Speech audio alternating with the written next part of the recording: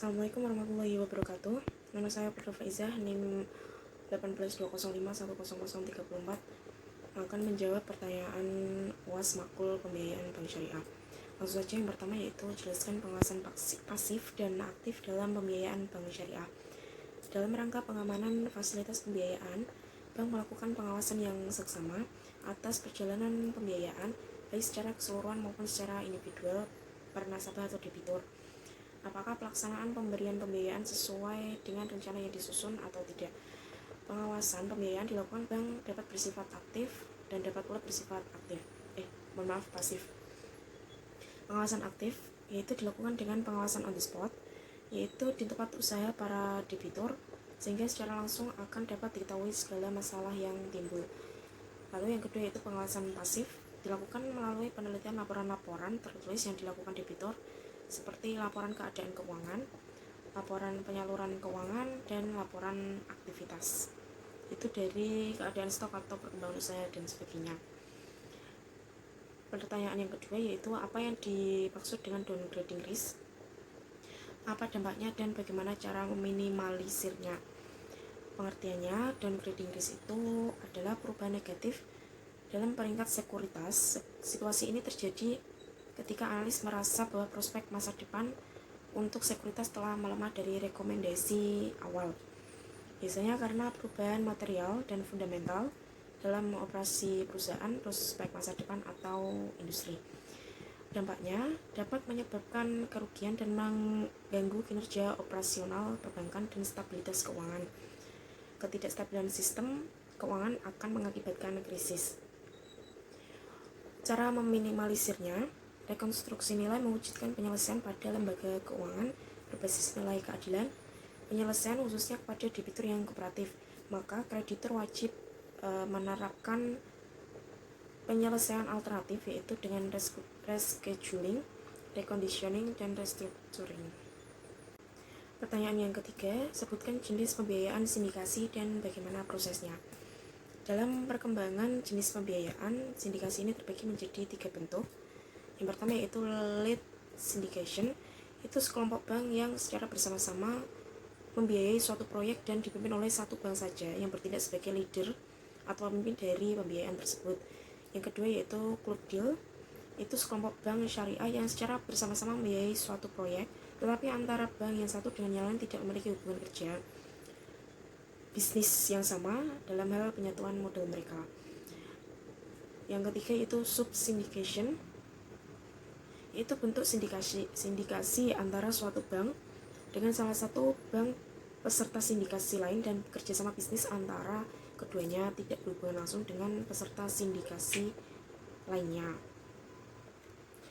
Proses pemberian kredit sindikasi ada 3 tahap yang harus dilalui, mulai dari munculnya arranger sampai suatu perjanjian kredit sindikasi ditandatangani, dan akhirnya kredit sindikasi dapat digunakan oleh debitur.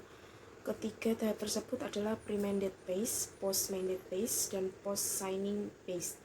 Dari ketiga tahapan pre-mandate phase, post-mandate phase, dan post-signing phase itu pada proses pembentukan kredit sindikasi. Soal yang keempat yaitu apa kewenangan Basarnas dalam menyelesaikan sengketa pembiayaan.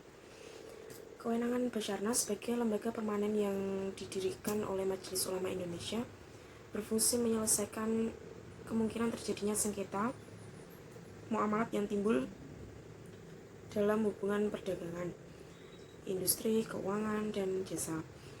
Basarnas juga dapat memberikan suatu rekomendasi atau pendapat hukum, yaitu berupa pendapat yang mengikat tanpa adanya suatu persoalan tertentu yang berkenaan dengan pelaksanaan perjanjian yang sudah ditentukan atas permintaan para pihak yang mengadakan perjanjian untuk diselesaikan.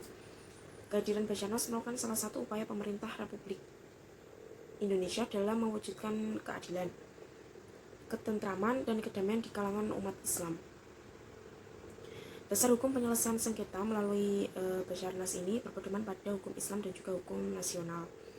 Setelah pemeriksaan selesai dan pembacaan putusan, kemudian putusan Basarnas didaftarkan selesai pada kantor kepanitiaan pengadilan negeri setempat dalam waktu selambat-lambatnya itu 30 hari. sejak ditetapkannya putusan arbitrase dan harus dilaksanakan selambat-lambatnya 14 hari setelah pendaftaran.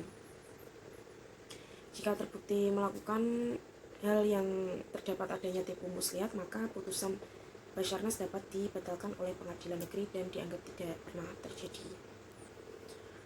Soal yang terakhir, yang kelima, yaitu persaingan pembiayaan sangat ketat dengan hadirnya pembiayaan online bank syariah maupun konvensional.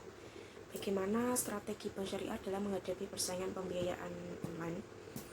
Mengingat perubahan lingkungan yang begitu cepat terhadap industri perbankan, perlu mengkaji kembali strategi yang dijalankan selama dalam menjalankan aktivitas guna menghadapi persaingan di sektor perbankan, baik antar bank-bank syariah sendiri maupun dengan bank konvensional, baik yang berasal dari negeri maupun asing. Dari hasil analisis SWOT dan formulasi strategi diketahui bahwa bank syariah berada pada posisi pertumbuhan dan pengembangan atau growth and build, dan mendukung strategi agresif, di mana posisi ini pengembangan pasar, pengembangan produk, dan penetrasi pasar itu sangat mendukung dalam penyebaran informasi tentang sistem dan produksi bank syariah dapat diterima oleh masyarakat maupun para pelaku bisnis. Dalam menghadapi persaingan perbankan yang semakin ketat dan peluang yang besar, maka strategi agresif yang ditunjang dengan strategi keunggulan biaya dan diferensiasi sangatlah efektif.